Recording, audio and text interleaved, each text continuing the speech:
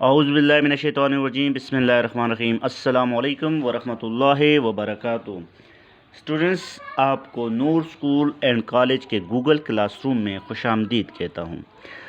Students, आज के lecture को देने से पहले गुज़िश्ता लेक्चर से रिलेटेड कुछ अहम सवालात में आपके ज़हनशीन करना चाहता हूँ। आई होप इसके आंसर आपको आते होंगे। स्टूडेंट्स, क्राइटेरिया वही होगा कि हर सवाल के दौरान तकरीबन 5 से 6 सेकंड तक मैं ब्रेक करूंगा। आप करेक्ट आंसर अपने माइंड में लाएं।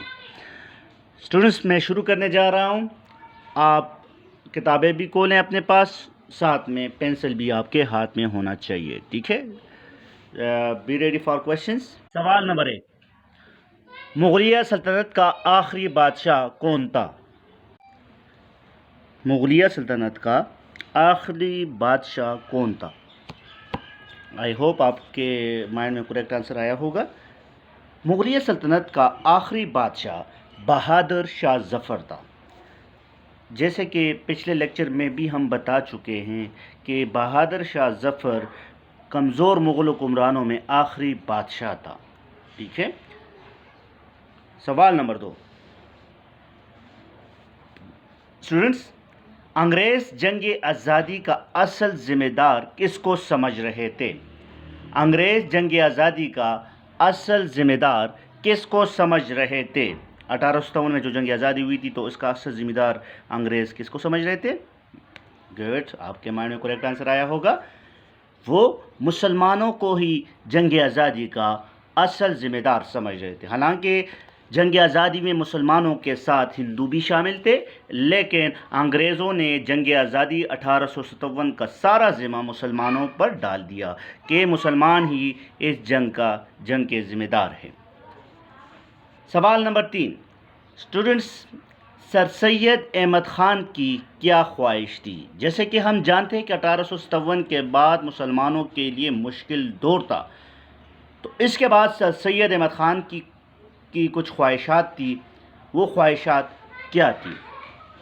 आई थिंक आपके माइंड में करेक्ट आंसर आया होगा कि सर सैयद अहमद ख़ान चाहते थे कि मुसलमान जदीद तर्ज तालीम से रोशनास हो, और नंबर 2, अंग्रेज़ों के साथ दोस्ताना ताल्लुकात कायम हो। मीन के जितने भी मुसलमान हैं वो अंग्रेज़ों के वफ़ादार बन जाए और मगरबी तर्ज तालीम हासिल कर ले। ये सर सैयद अहमद ख़ान की ख्वाहिश थी। वो चाहते थे कि मुसलमान हिंदुओं के मुकाबले में आए, क्योंकि हिंदुओं ने अंग्रेज़ों के साथ दोस्ती का हाथ बढ़ा लिया था। अब सर सैयद अहमद ख़ान भी ये चाहता था कि मुसलमान भी अंग्रेज़ों के वफ़ादार हो जाएं। तो स्टूडेंट्स, इसी को लेकर आज के लेक्चर की तरफ जा रहे हैं कि मुसलमान जदीद तर्ज तालीम हासिल करें तो कैसे करें। तो इसके लिए सर सैयद अहमद ख़ान के कुछ अहम इक़दामात थे। वो इक़दामात आज के लेक्चर में हम पढ़ने जा रहे हैं। तो स्टूडेंट्स, अपने पास बुक भी रखें और पेंसिल भी रखें। जो भी मुश्किल टर्मिनोलॉजी आए तो उसको आप अंडरलाइन करके कमेंट्स में मुझसे पूछ सकते हैं। तो students, open your books now. Students, sir Syed Ahmad Khan और जदीद तालीम। जैसे कि हम जानते हैं कि 1857 के जंग आज़ादी के बाद अंग्रेज़ों ने मुसलमानों को नफ़रत का निशाना बनाया और अंग्रेज़ों ने मुसलमानों को हर लिहाज से पसमानदा रखा। ये मुसलमानों के लिए बहुत ही मुश्किल और कठिन दौर था। तो इस कठिन दौर में एक अजीम रहनुमा, जिसको हम कहते हैं सर सैयद अहमद ख़ान, ने मुसलमानों को संभाला। किस लिहाज से? कि मुसलमान जंग आज़ादी के बाद अंग्रेज़ों की हर चीज़ से नफ़रत करते थे। गोया कि अंग्रेज़ी तालीम हासिल करना अपने लिए गुनाह कबीरा समझते थे। तो इस गरज से मुसलमानों को ख्वाब गफलत से बेदार करने के लिए सर सैयद अहमद ख़ान ने अंत तक कोशिशें की। इस गर्ज से इसने दर्ज झेल इक़दामात किए ताकि मुसलमान जदीद तालीम से रोशनास हो सके और अंग्रेज़ों के वफ़ादार बन जाए। तो आज के लेक्चर के अहम पॉइंट्स। तो स्टूडेंट्स, सर सैयद अहमद ख़ान, जदीद तालीम, ये हमारा लॉन्ग क्वेश्चन का हिस्सा भी है। अगर हम सर सैयद अहमद ख़ान की बात करें तो सर सैयद अहमद ख़ान ने मुसलमानों को जदीद तालीम के हुसूल के लिए राग़िब करने की कामयाब कोशिश की। उसने ये कोशिश तो की, लेकिन ये कोशिश रायगा नहीं की, बल्कि ये एक कामयाब कोशिश थी। کیونکہ مسلمان جنگ آزادی کے بعد خواب غفلت میں پڑ گئے تھے اور سر سید احمد خان یہ چاہتے تھے کہ مسلمان بھی جدید تعلیم حاصل کر لے۔ اب اگر ہم ہندوستان میں دو بڑی قومیتیں تھیں جس میں ہم کہہ سکتے ہندو اور دوسرا مسلمان، تو ہندوؤں نے تو جنگ کا سارا ذمہ مسلمانوں کو قرار دیا، اس نے انگریزوں کے ساتھ دوستی کا ہاتھ بڑھا لیا اور مسلمانوں نے انگریزوں سے نفرت کی، اور انگریزوں کو دل میں بھی یہ خوف تھا کہ ہمارے خلاف کوئی قوت کھڑی ہوگی تو وہ مسلمان ہوں گے، تو انہوں نے مسلمانوں کو ہر لحاظ سے پسماندہ رکھنے کی کوشش کی۔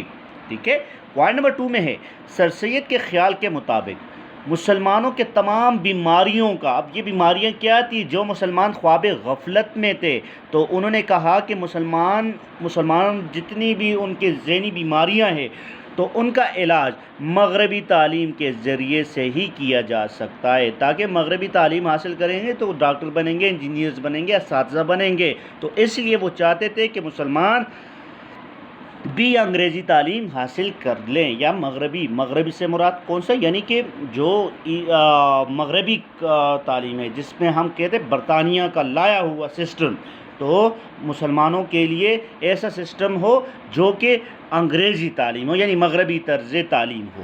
ٹھیک ہے، پوائنٹ نمبر 3، یہی وجہ ہے کہ انہوں نے مسلمانوں کو تعلیم اور صرف تعلیم کا نعرہ دیا۔ یہ ہمارا کویشچن ہوگا کہ سر سید احمد خان نے مسلمانوں کو کون سا نعرہ دیا، کیا نعرہ دیا، موٹو کیا تھا؟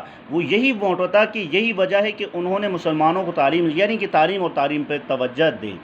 ٹھیک ہے، پوائنٹ نمبر 4، تعلیمی مقاصد کے حصول کے لیے اپنے منصوبے کو عملی جامہ پہنانے کی غرض سے انہوں نے درج ذیل اقدامات کیے۔ اب اپنے مقاصد، جو مقاصد تھے کہ مسلمان مغربی طرز تعلیم حاصل کر لے، تو اس مقاصد کے لیے انہوں نے جو اقدامات کیے وہ درج ذیل ہے، جس میں نے پہلے کہا ہے اس کی پہلی کوشش تھی مراد آباد اسکول۔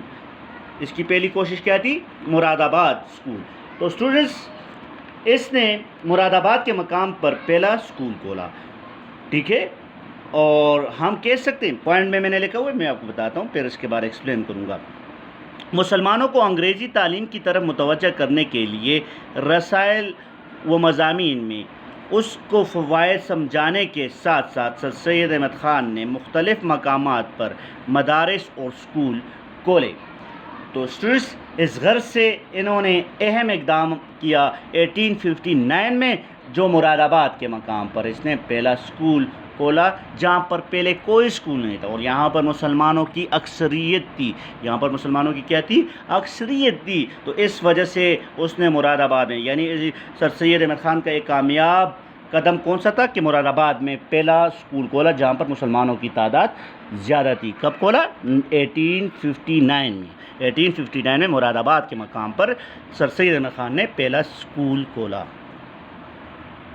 اسٹوڈنٹس، اس کے بعد اس نے بہت اہم اقدام کیا جو کہ ہمیں سائنٹیفک سوسائٹی کے طور پر سامنے آیا کہ سائنٹیفک سوسائٹی کا قیام۔ اس کا مقصد یہ تھا کہ برطانیہ سے جتنی بھی مغربی طرز تعلیم کی کتابیں تھیں، یا تاریخ کی کتابیں تھیں، یا سائنسی کتابیں تھیں، تو اس کو آسان اردو میں ترجمہ کرنا تھا۔ تو سائنٹیفک سوسائٹی کا اہم مقصد کیا تھا کہ ہندوستان، یعنی کہ اس کا مقصد یہ تھا کہ جتنی بھی مغربی کتابیں یعنی انگریزی کتابیں ہیں تو اس کو آسان اردو میں ترجمہ کرنا تھا۔ تو اس کے دو اہم پوائنٹس میں نے یہاں پہ لکھے، تو آپ لوگوں نے یہ اپنے مائنڈ میں رکھنا۔ یہ ہمارا شارٹ کویشچن ہوگا، سائنٹیفک سوسائٹی کا مقصد کیا تھا؟ سائنٹیفک سوسائٹی کا مقصد کیا تھا؟ تو سر سید کا اہم کارنامہ سائنٹیفک سوسائٹی کا قیام تھا، جس کا مقصد کیا تھا؟ جس کا مقصد جدید علوم کی کتابوں کا اردو میں ترجمہ کرنا تھا، یعنی کہ اردو میں ٹرانسلیشن کرنا تھا، کیونکہ وہ کتابیں انگریزی میں تھی تو انگریزی مسلمانوں کے سمجھ سے باہر تھی، تو اس نے اس کو آسان اردو میں ترجمہ کیا تاکہ مسلمانوں کے لیے آسانی ہو۔ تو اس نے کیا کیا؟ پوائنٹ کو دوبارہ سے دہرا رہا ہوں، بہت اہم پوائنٹ ہے۔ سر سید کا اہم کارنامہ سائنٹیفک سوسائٹی کا قیام تھا۔ سائنٹیفک سوسائٹی کس نے قائم کی؟ سر سید احمد خان نے۔ کس نے قائم کی؟ سر سید احمد خان نے۔ ٹھیک ہے، جس کا مقصد کیا تھا؟ جدید علوم کی کتابوں کا اردو میں ترجمہ کرنا تھا۔ جدید علوم کی کتابوں سے مراد یعنی کہ جتنی بھی سائنسی کتابیں تھیں، تاریخ کی کتابیں تھیں، تو اس کا اردو میں ترجمہ کر کے آسان بنانا تھا۔ اس سوسائٹی کے زیر اہتمام زیادہ تر تاریخ یعنی ہسٹری کی ایسی کتابوں کا ترجمہ اردو میں ترجمہ کروایا گیا جن میں قوموں کا عروج و زوال پر بیس کیا، جس میں ہم موہنجودڑو کی تاریخ کی بات کر لیں یا آریائی دور کی بات کر لیں، ٹھیک ہے، تو اس طرح کے تاریخ کی کتابوں کا ذکر کیا گیا ہے۔ اور دوسرا یعنی کہ اگر ہم محمد بن قاسم کی بات کر لیں تو اس قسم کی تاریخوں کی کتابوں کا اردو میں ترجمہ کرنا تھا۔ تو یہ تو سائنٹیفک سوسائٹی کا قیام تھا۔ اس کے بعد ایک اور اہم پیش رفت جس کو ہم کہتے ہیں علی گڑھ انسٹیٹیوٹ گزٹ، یہ ایک اخبار تھی۔ اس اخبار میں مسلمانوں کو ذہنی طور پر بیدار کرنا تھا، مسلمانوں کے دلوں میں ذہنوں میں تحریکیں چلانی تھی آزادی کے خلاف۔ تو اسٹوڈنٹس، تو علی گڑھ انسٹیٹیوٹ گزٹ کی بات کریں تو 1864 میں سر سید کا تبادلہ علی گڑھ ہو گیا اور اس سوسائٹی کا دفتر علی گڑھ منتقل۔ علی گڑھ ہندوستان میں ایک جگہ ہے، اس کا نام علی گڑھ ہے، یہاں سے تحریک علی گڑھ کا آغاز بھی ہوا تھا۔ تو سنیں، علی گڑھ انسٹیٹیوٹ کا گزٹ کا قیام کب ہوا؟ 1864 میں۔ یہ کیا ہے؟ یہ ایک اخبار ہے جس میں مسلمانوں کو ذہنی طور پر بیدار کرنا تھا تاکہ وہ تعلیم کی طرف توجہ دے اور تحریک آزادی کی کوششیں کرے۔ تو اس نے اس غرض سے کیا کیا؟ 1864 میں سر سید کا تبادلہ علی گڑھ ہو گیا۔ اس سے پہلے یہ ڈھاکہ میں تھے، تو اس سے پہلے کہاں پر تھے؟ ڈھاکہ میں تھے۔ تو جب اس کا تبادلہ علی گڑھ ہو گیا تھا تو اس نے سوسائٹی کا دفتر بھی علی گڑھ منتقل کر دیا گیا۔ پوائنٹ نمبر 2، سوسائٹی کے لیے تعمیر کی جانے والی عمارت کی تکمیل کے بعد وہاں پر ہر ماہ متعدد یعنی کئی جلسے منعقد ہوتے تھے اور مختلف مضامین پر لیکچر دیے جاتے تھے، ٹھیک ہے؟ کیا کیے جاتے تھے؟ مختلف مضامین پر، یعنی ہسٹری ہوگی، جیوگرافی ہوگی یا قرآن و حدیث کی بات ہوگی تو اس پہ لیکچر دیے جاتے تھے۔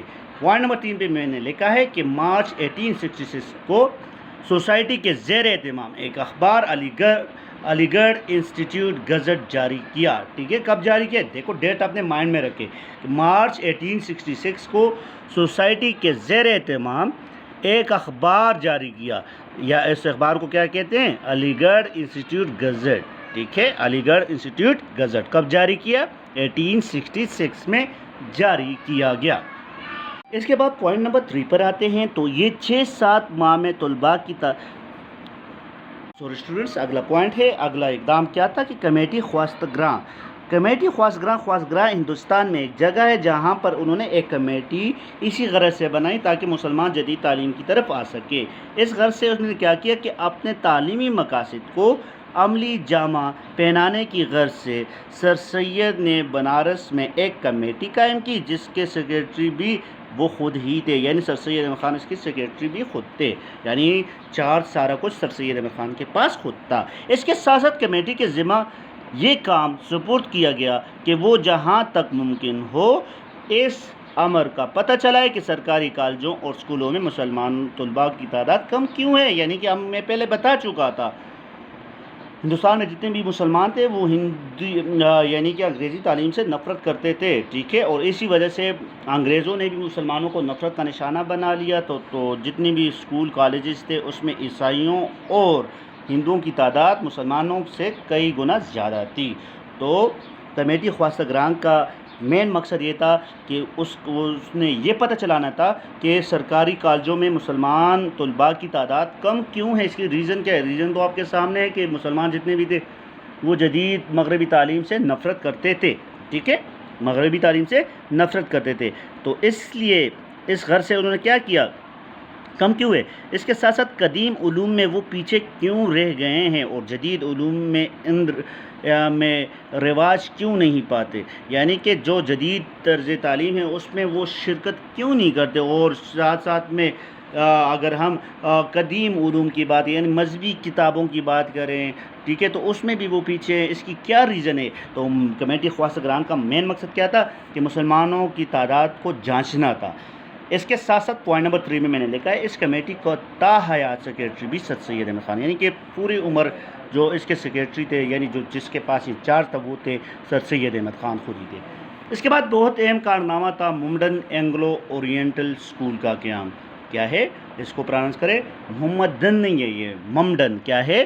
ممڈن اینگلو اورینٹل اسکول کیا ہے؟ ممڈن اینگلو اورینٹل اسکول کا قیام کب ہوا؟ یہ ہمارا شارٹ کویشچن ہوگا، ٹھیک ہے۔ ممڈن اینگلو اورینٹل اسکول اسٹوڈنٹس مئی 1875 میں MAO یعنی ممڈن اینگلو اورینٹل اسکول کا افتتاح کیا گیا۔ اسٹوڈنٹس پوائنٹ نمبر 2، تب ہندوستان کے گورنر جنرل تھے Lord Northbrook. Lord Northbrook نے 10,000 روپیہ بطور عطیہ دیا، یعنی کہ چندے کے طور پر 10,000 روپے دے دیے ممڈن اینگلو اورینٹل اسکول۔ اس میں مسلمان، ہندو اور عیسائی تینوں مذاہب کے لوگوں کے بچے یہاں پر پڑھتے تھے۔ تو یہ اس کا قیام کب ہوا؟ 1874 میں، مئی 1875 مئی 1875 میں MAO اسکول کا افتتاح کیا، اور نارتھ بروک نے کتنے روپے عطیہ کیا؟ 10,000 روپے، 10,000 روپے بطور عطیہ دیا۔ اس کے بعد اسٹوڈنٹس 6-7 ماہ بعد طلباء کی تعداد 70 سے زیادہ ہو گئی، یعنی کہ کچھ عرصہ بعد گزرنے کے بعد مسلمانوں کی تعداد بھی بڑھ گئی، ٹھیک ہے۔ اس کے ساتھ ساتھ اسٹوڈنٹس اسکول میں 17 اساتذہ مقرر کیے۔ کتنے اساتذہ مقرر کیے؟ 17 اساتذہ مقرر کیے گئے۔ اس کے ساتھ ساتھ MAO کالج کا قیام۔ اسٹوڈنٹس یعنی پہلے تو اسکول تھا، پھر اس کے بعد ممڈن اینگلو اورینٹل کالج کا قیام تھا۔ 2 سال کے بعد اسکول کا درجہ بڑھا کر ممڈن اینگلو اورینٹل کالج بنا دیا گیا۔ کتنے سال بعد؟ 2 سال بعد۔ 2 سال بعد انہوں نے اسکول کا درجہ کیا کیا؟ کالج میں۔ پہلے تو اسکول تھا، یعنی فرسٹ سے لے کے 10 تک۔ اس کے بعد فرسٹ ایئر سیکنڈ ایئر یعنی کالجز بھی اس میں لائے۔ اس کے ساتھ ساتھ گورنر جنرل لارڈ لیٹن نے 8 جنوری 1877 کو کالج کا سنگ بنیاد رکھا۔ اس کے ساتھ ساتھ کالج میں طلباء کے لیے شروع ہی سے مذہبی تعلیم کا خاص خیال رکھا گیا، یعنی کہ مختلف مذاہب کے لوگ پڑھتے تھے، تو مسلمانوں کے لیے اسلامیات اور دوسرے مذاہب کے لیے اخلاقیات کے مضامین اس میں ڈال دیے گئے۔ اس کے ساتھ ساتھ بہت اہم پوائنٹ ہے ممڈن ایجوکیشنل کانفرنس اور اس کے مقاصد۔ تو اسٹوڈنٹس اس میں اگر ہم بات کریں، یہ وہی مقام ہے جس سے مسلمانوں کی پہلی سیاسی پارٹی آل انڈیا مسلم لیگ کی بنیاد بھی پڑی تھی، وہ یہی جگہ تھی، یہی پلیٹ فارم تھا وہ۔ تو اسٹوڈنٹس پاک و ہند کے مسلمانوں کی تعلیمی ترقی کے لیے سر سید نے 1866 میں ممڈن ایجوکیشنل کانفرنس قائم کیا۔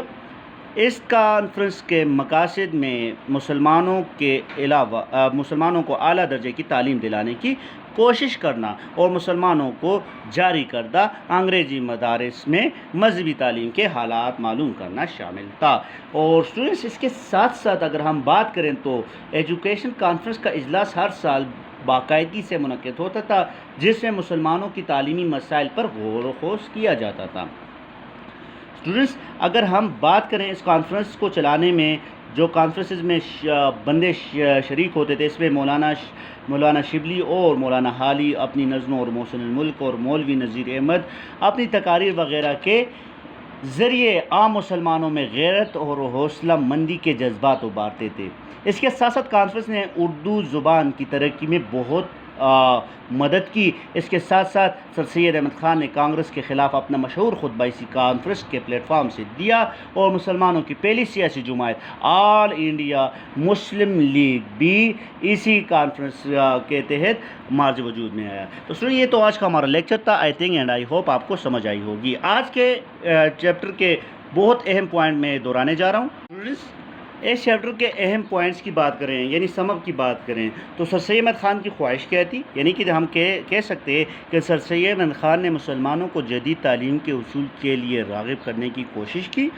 اس کے ساتھ ساتھ سر سید کے خیال کے مطابق مسلمانوں کی تمام بیماریوں کا علاج مغربی تعلیم کے ذریعے سے کیا جا سکتا ہے۔ مطلب یہ ہے کہ مسلمان مغربی طرز تعلیم حاصل کریں گے تبھی ان کے تمام مشکلات کا حل ہو سکتا ہے۔ اس کے ساتھ ساتھ یہی وجہ ہے کہ انہوں نے مسلمانوں کو جدید تعلیم اور صرف تعلیم کا نعرہ دیا۔ کس کا نعرہ دیا؟ تعلیم صرف تعلیم، تاکہ مسلمان سے تعلیم کی طرف فوکس کریں، سیاست سے دور رہیں۔